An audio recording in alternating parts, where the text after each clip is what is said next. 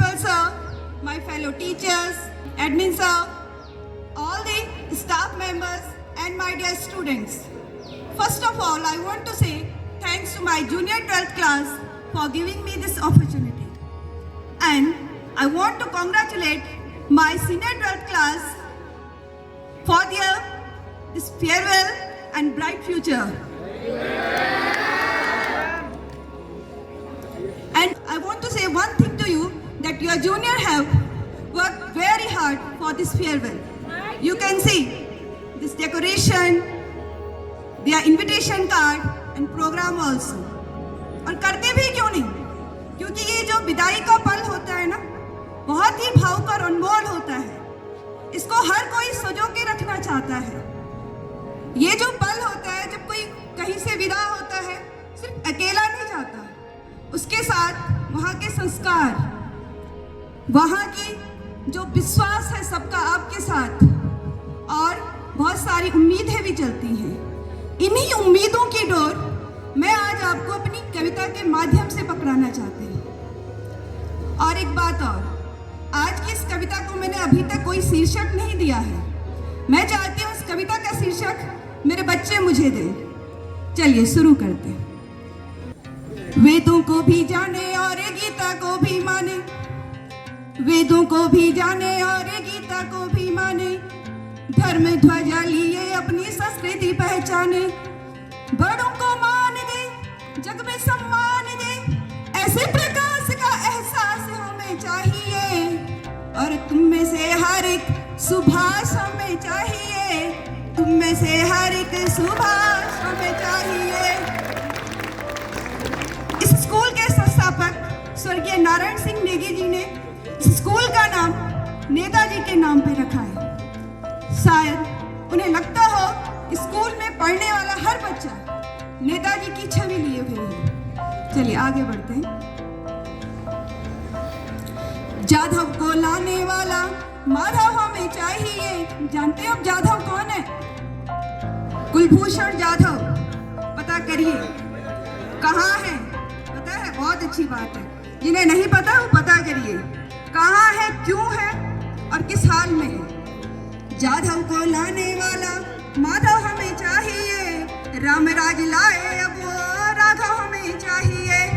रामराज की बात होती है, सब कहते हैं रामराज आना चाहिए, पर कोई ये नहीं कहता रामराज में था क्या, ऐसा किया क्या था रामचंद्र जी ने.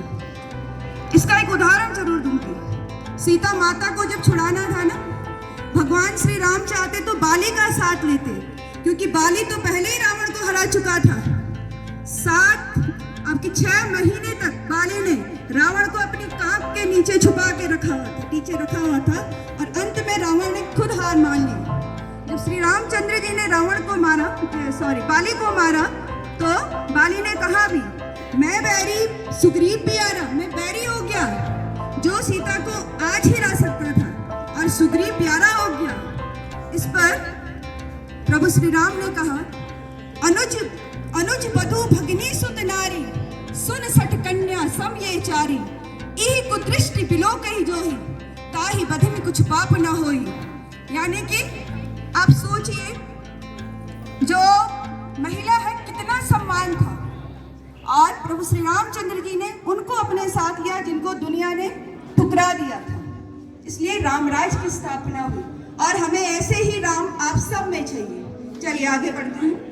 जाधव को लाने वाला माधव हमें चाहिए, रामराज लाए अब वो राघव हमें चाहिए. पन्ना सा त्याग हो, मीरा सा राग हो, यहाँ के हर बालक में चाणक्य की याद हो. कल्पना राकेश का आकाश हमें चाहिए, कल्पना राकेश का आकाश हमें चाहिए. और तुम में से हर एक सुभाष हमें चाहिए, तुम में से हर एक सुभाष हमें चाहिए. व्यास सा ज्ञानी हो, कर्ण सा दानी हो, यहाँ की हर बाला अब झांसी वाली रानी हो. व्यास सा ज्ञानी हो, कर्ण सा दानी हो, यहाँ की हर बाला अब झांसी वाली रानी हो. अभिनंदन सा वीर हो, अटल सा धीर हो, और आने वाले भारत की जो तकदीर हो. अरुणिमा का विश्वास हमें चाहिए। जानते हैं अरुणिमा कौन है? अरुणिमा इस देश की वो बेटी है जो एक पैर पे कई पर्वत श्रृंखलाएं यहाँ तक कि एवरेस्ट तक चढ़ गई। सोचिए कैसी होगी, कैसा विश्वास होगा उसका। अरुणिमा का विश्वास हमें चाहिए और तुमने से हर एक सुभाष हमें चाहिए। अगर मैं ये नाम गिनाने लगूँ ना बच्चों, हमारे इतिहास के, ये रातें कम पड़ जाएंगी, लेकिन हमारी संस्कृति की, हमारी कल्चर की बातें फिर भी रह जाएंगी। लेकिन कुछ उदाहरण मैं जरूर दूंगी आपको। जैसे सर ने कहा, हम आज खाली तो आपको भेजेंगे नहीं, कुछ ना कुछ देके जरूर भेजेंगे। अब आपकी इच्छा है, आप उसे लेना चाहो या नहीं लेना चाहो। हमारा जो कल्चर है बहुत साइंटिफिक है और दुनिया चाहती है हम उसे देखें ही नहीं। अभी कुछ दिन पहले हमने अपना नया साल मनाया। कौन सा? अपना 2079। सोचिए हम दुनिया से कितने आगे हैं। ये तो एक छोटी सी बात होगी। दुनिया के जितने कैलेंडर हैं उनमें 12 महीने हैं, हमसे ही लिए हैं उन्होंने, और सच भी है।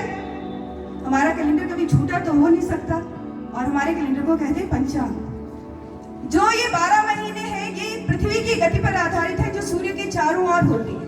लेकिन हमारे कैलेंडर यानी पंचांग की एक और विशेषता है जो चंद्रमा की गति भी दिखाता है।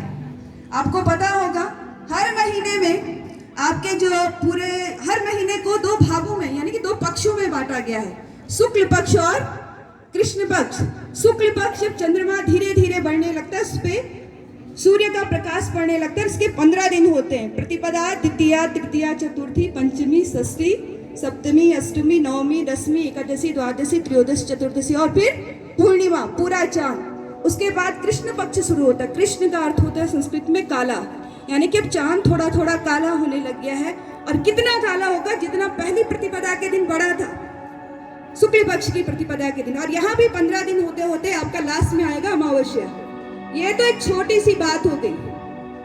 इससे भी गहरा है हमारा पंचांग या हमारा कैलेंडर, शायद दुनिया में ऐसा कहीं ना हो। और ये क्या है? नक्षत्र। 27 नक्षत्र हैं। ये आप अगर अपनी जन्म कुंडली निकालेंगे ना बच्चों, तो आपको उसमें एक नक्षत्र जरूर दिखेगा। तो ये नक्षत्र है क्या? कॉन्स्टेलेशन भी जिसे हम कहते हैं, तारों का समूह हमारे पंचांग में। और ये है 27।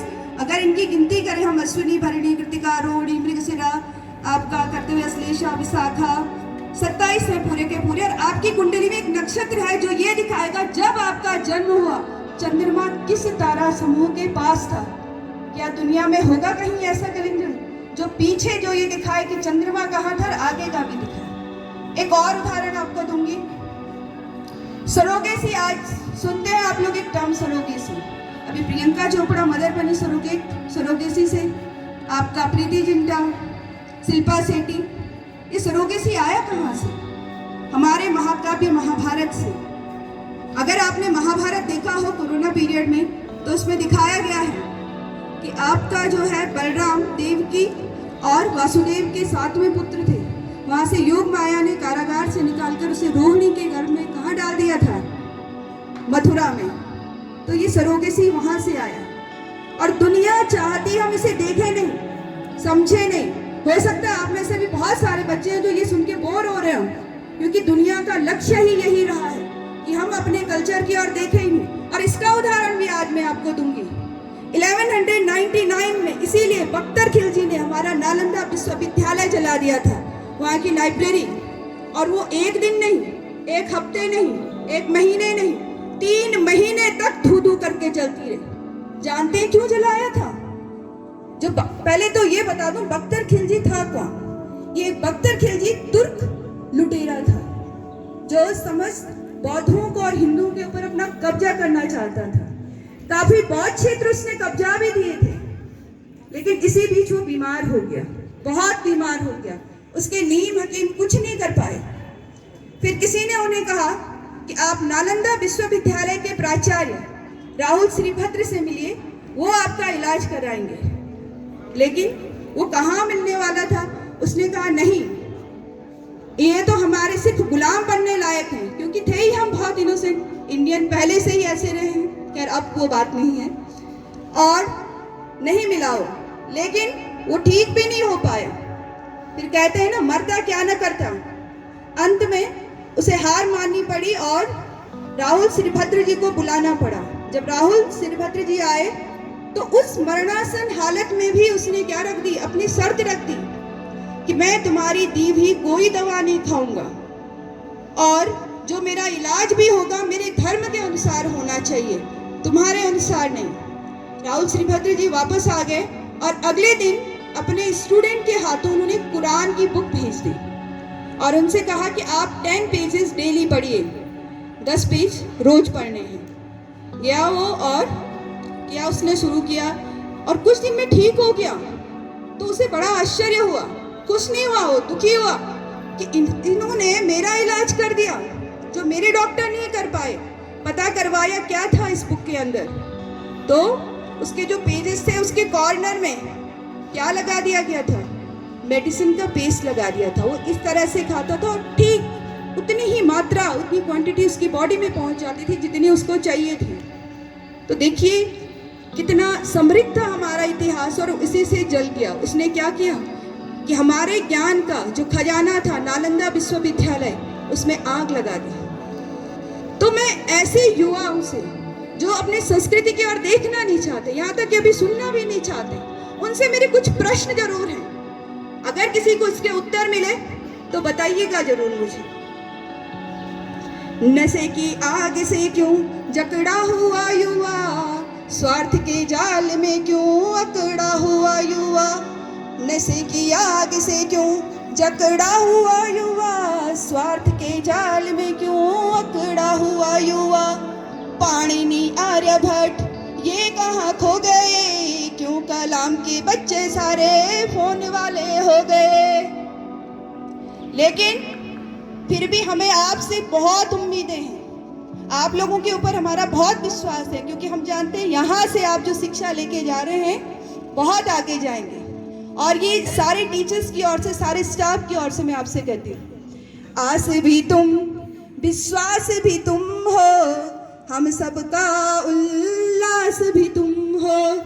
आस भी तुम विश्वास भी तुम हो, हम सबका उल्लास भी तुम हो। अमावस का प्रकाश भी तुम हो और इस पतझड़ का मधुमास भी तुम हो। उम्मीदों का आकाश तुम हो और हम सबके सुभाष तुम हो। हम सबके सुभाष तुम हो, हम सबके सुभाष तुम हो। Thank you. अंत में इतना जरूर कहूंगी आपसे, चिरागों को आंखों में महफूज रखना, चिरागों को आंखों में महफूज रखना, दूर तक रात ही रात होगी। मुसाफिर तुम भी है, मुसाफिर हम भी हैं, अगले मोड़ पे फिर मुलाकात होगी। Thank you so much, ma'am, for your